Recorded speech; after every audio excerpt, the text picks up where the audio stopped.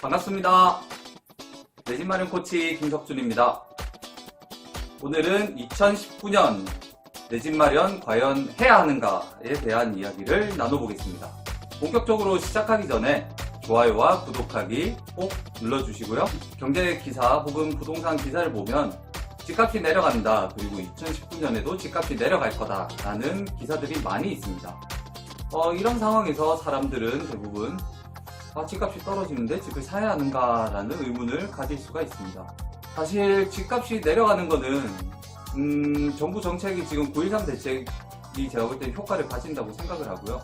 이 집값 내려가는 현상은 아직 당분간은 집값이 내려갈 수는 있습니다. 하지만 우리가 집값이 평생 내려가거나 혹은 집값이 반토막이 난다든지 이런 상황이 벌어지기는 힘들다고 생각을 합니다.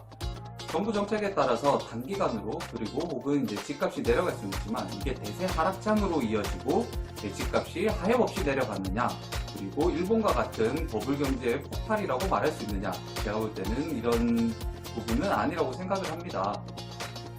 그 이유가 우리나라에도 크게 두 번의 경제 위기가 있었죠. 97년도에 IMF 그리고 2008년도에 서브프라임 모기지론이 있었습니다.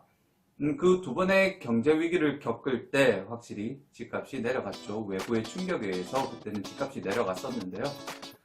그때 내려간 집값을 고려한다고 했을 때 과연 아직도 우리나라의 IMF 이전보다 집값이 싼 곳이 있습니까?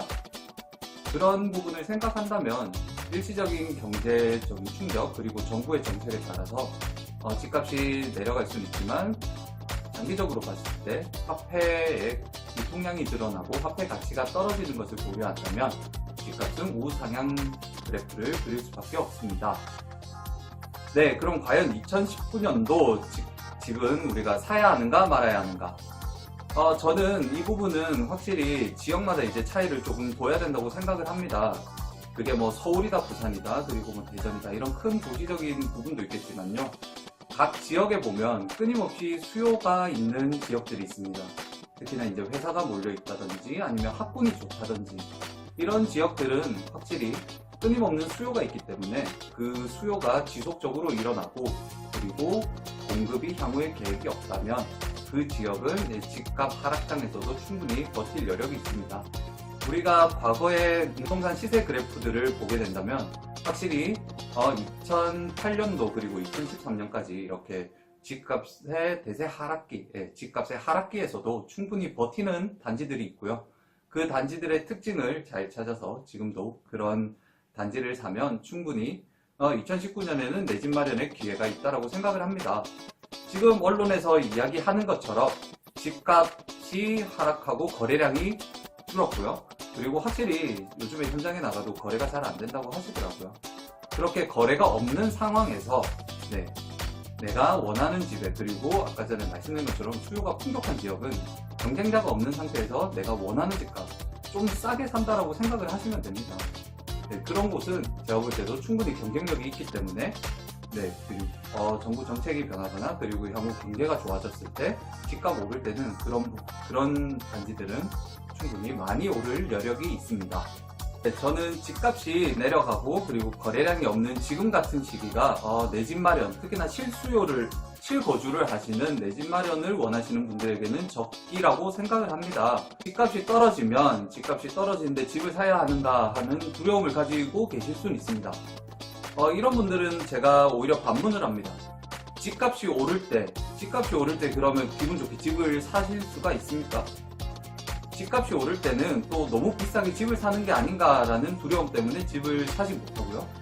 집값이 떨어질 때는 집값 떨어진다는데 미쳤다고 집을 사느냐, 이런 말씀을 하시면서 또 집을 안 삽니다. 결국 상승장이 오나 하락장이 오나 그분들은 집을 사지 않을 이유만 계속 생각해내고 계십니다. 다가오는 2019년에는 부동산 공부를 그리고 저와 함께 같이 하시고요.